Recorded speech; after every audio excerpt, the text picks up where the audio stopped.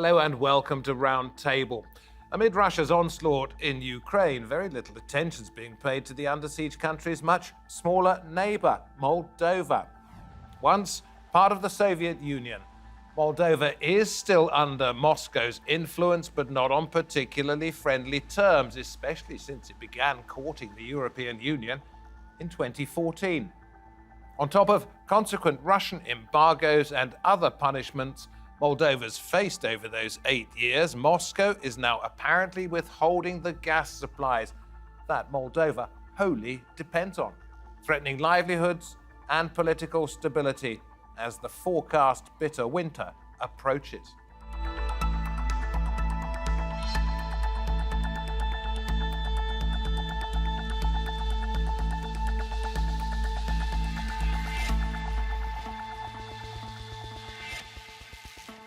Very good to have you along.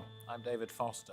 Russia's state-owned supplier Gazprom warned Moldova last month to expect a 30% cut this October.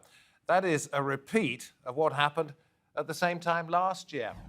Will Moldova remain an unseen casualty of sustained Russian aggression, left out in the cold and unprotected by European allies preoccupied with their own energy crises? As Moldova's State Secretary for Energy, Konstantin Borosan, told the Financial Times, Putin doesn't need bombs for Moldova. What is necessary for him here is to destroy the standards of living, and then people will turn again to those who can deliver cheap gas. We head first of all to the east coast of the United States, North Carolina to be precise. Klaus Larres awaits us there, distinguished professor of history and international affairs at the University of North Carolina at Chapel Hill. To Istanbul next, and we say hello to Lucia Scripcari, analyst who monitors Moldovan domestic and foreign policy matters. And in Berlin, Thomas O'Donnell, energy and geopolitics analyst who used to teach in Berlin. Great to have you all with us. Let's bring up a map that shows us where Moldova is. It has Romania on one side, Ukraine on the other. You can also see Crimea, so it's down in the south of the country. We'll talk about Odessa, port on the Black Sea, probably a little bit later on. And there you also see on the border between Moldova and Ukraine, Transnistria. That is an area under Russian influence, separatist movement going on there, and it supplies electricity to Moldova, so it's in a very delicate position. Lucia, let me come to you first of all. 2.6, 2.7 million people, not a huge population in Moldova, but as a country, does it matter more than just the fact that these people could well suffer? Well, exactly. So Moldova declared an emergency crisis in the energy sector. That means that it's quite a state of alert. As you know, it's 100% dependent on Russian gas. So since the tariffs increased, it affects the consumers, it affects the industries. Given the rate of inflation, which is almost 40%, it definitely affects the majority of the population. So the government is trying to tackle this problem by looking into alternatives way to supply gas to the consumers and taking major steps to, Sure. Klaus, let me ask you, I'm trying to bring everybody in as quickly as possible. As we've just heard from Lucia, there's a problem for the people who live there, there's a problem for the government. What about in an unstable Europe? A Moldovan population without access to energy that is suffering and a government that is unstable or unpopular, perhaps as a result, will that destabilize further an already delicate area? Absolutely. Moldova is in a very difficult situation. It's a former Soviet republic. The Russians see it as their sphere of influence. They occupy 10% of Moldova by means of being in Transnistria. Moldova is in a very precarious economic situation. 50%, almost 50% of its population are near the poverty line, to put it mildly, actually. And they are totally energy dependent on Russia. And they have, however, and that is a one good thing for the Moldovans, they have become members, candidate members of the European Union last June. And of course, the European Union will provide economic aid, also energy aid, if they can. But Moldova is in a precarious situation. If the Russians were to conquer Odessa, which I think is unlikely, but if they were to conquer Odessa, then the way to conquer Moldova proper would be really open to them. This is unlikely, but you cannot exclude it entirely. I'm just wondering whether, in fact, they would need to perhaps conquer Moldova by marching in, or whether, in fact, the people of Moldova might side more closely with the Russians, simply because that might offer them more security than seeing the energy supplies disappear altogether and that they're freezing all winter. Yeah, I think this is unlikely. Perhaps 50% of the Moldovans have pro-Russian sympathies, but that is a maximum. Most Moldovans feel very Western, feel very European. I was in Moldova in July, and really at first sight I noticed people feel Western. They feel pro-European. That doesn't include everyone, particularly not the ones in the countryside, and obviously not the people, the 300,000 to 400,000 people who live in Transnistria. But I don't think that there would be a pro-Russian uprising in Moldova as such. There have been protests, energy related, but I don't think that the government is about to fall, or that there is a movement from below to get rid of the current pro-European government. Let's take a look at the state of the country. More than half of Moldova's population could well fall below the poverty line, so says the UN Development Programme. Gas has gone up by 4 times since last year. Okay, it's gone down a little bit, but it's still extremely high. Inflation around 34% from 9% a year ago. Household tariffs up by almost a third. And the EU so worried about the effects of a harsh winter, particularly on the rural side of Moldova, that it's given the country 135 million euros in subsidies to buy firewood. Thomas, that sounds to me like a little bit of a joke in its own way, that they're paying for firewood for the Moldovans, but it does demonstrate how dependent the country is on supplies that are diminishing and could well be cut off altogether. What can I say? Gazprom, or Russia, the Kremlin, has had a long-term policy of building these dependencies using legacy infrastructure from the old Soviet Union, and then all sorts of new deals to make a number of countries dependent. And what's also important to note, in the course of this business, especially the energy business, but other businesses with Russia, they've created these oligarchs that they've helped to enrich in various countries. There's a fellow also in Moldova who's very pro-Russian. His party is causing lots of difficulties. And, this prevents the formation of a stable, patriotic business class. And, those games are being played also in Moldova. Why not get supplies from Romania, Thomas? There is a pipeline. It's been finished for almost 2 years. It's been tested, and it goes from Ungheni to Chisinau, the capital. It could supply, I think, 60, 70% of Moldova's needs. Why not use that now? It's not so easy for Gazprom to shut off the gas completely, because it's the only way Transnistria can get gas is that it passes through Moldova. And the pro-Russian sentiments in Transnistria would probably be severely undermined, let's say, if Gazprom decided to let Transnistria freeze. So there's a little bit of guarantee there. The problem is the Moldovans are forced to pay in various ways for that gas flowing into Transnistria.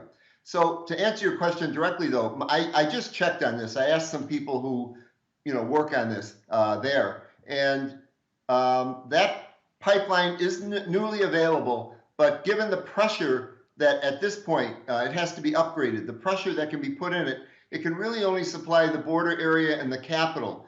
And further inland into Moldova, they wouldn't be able to supply it. So it could be a partial solution supplied from Romania. Romania has plenty of gas in storage for the winter. That looks okay. They can't be messed with. And they've set aside, there's a deal where they've set aside a certain percentage of that gas that's earmarked for Moldova should they need it.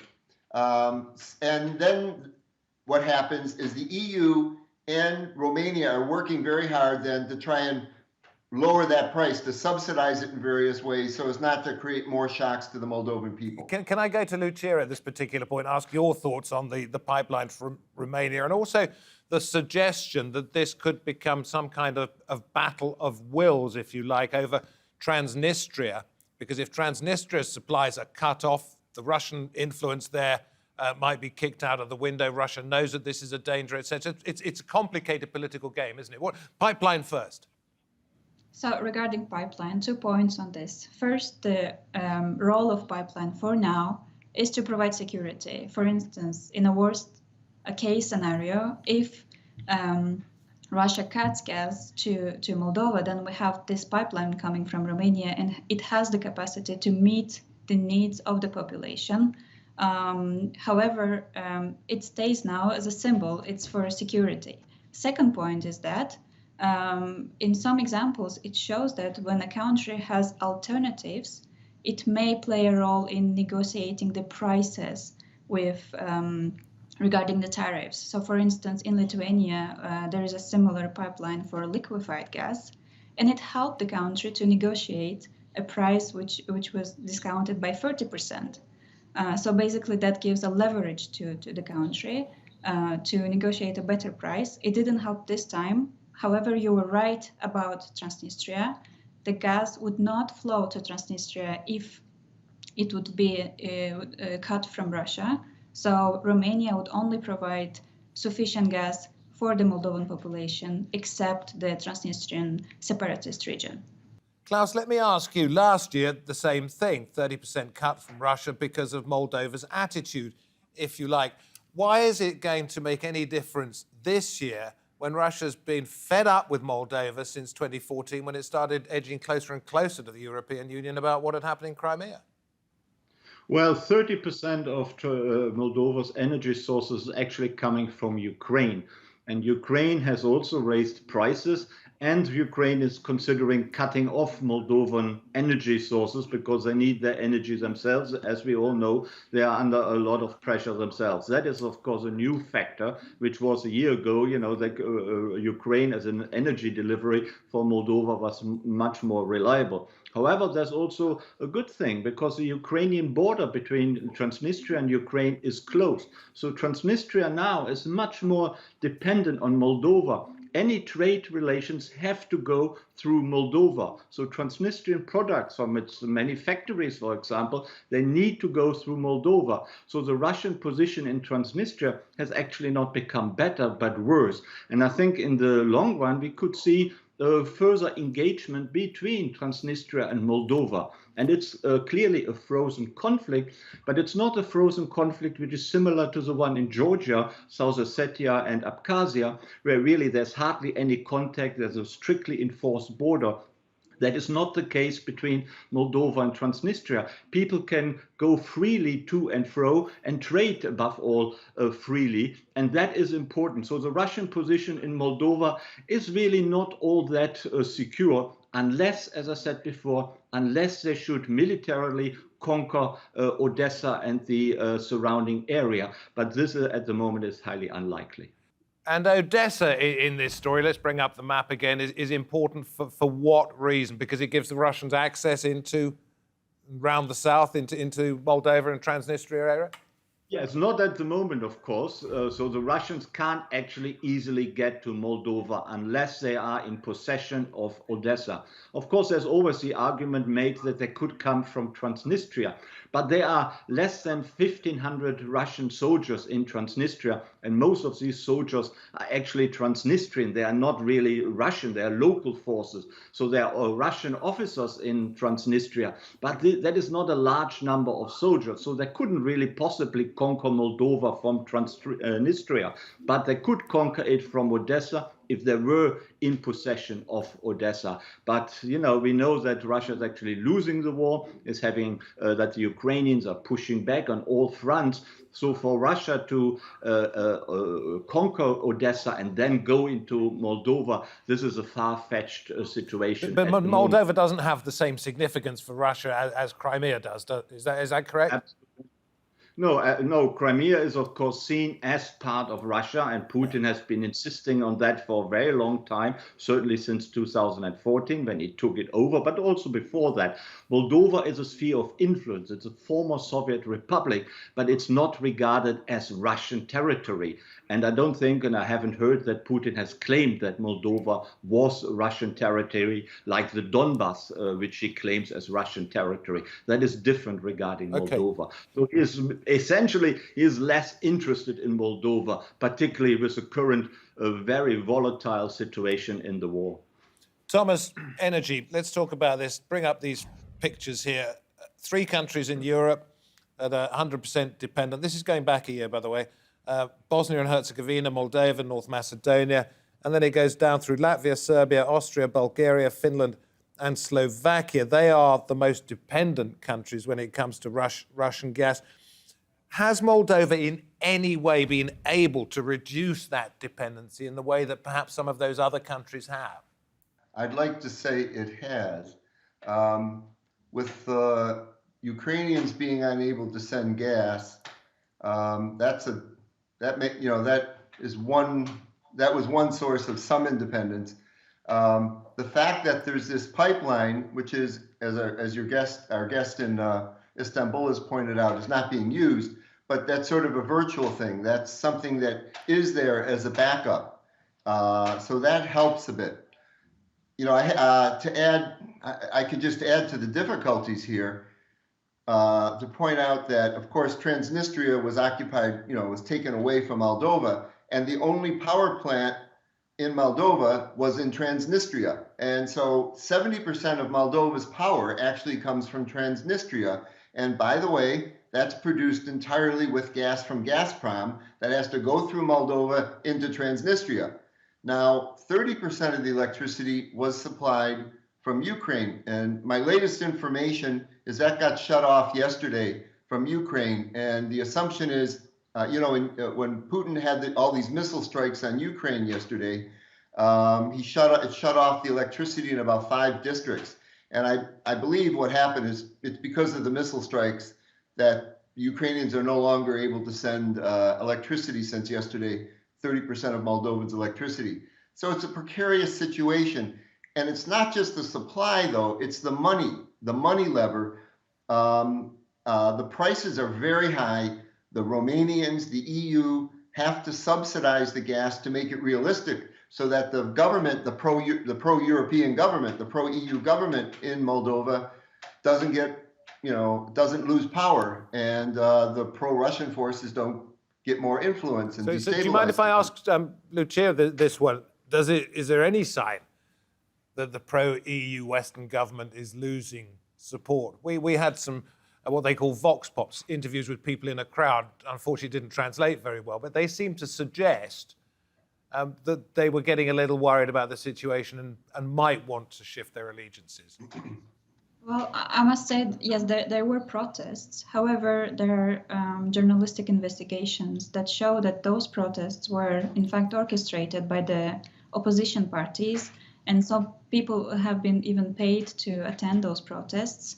I cannot say that indeed all the population has been paid, all the people who protested have been paid. However, yes, there are some people who are under the poverty line and are not able to pay high prices.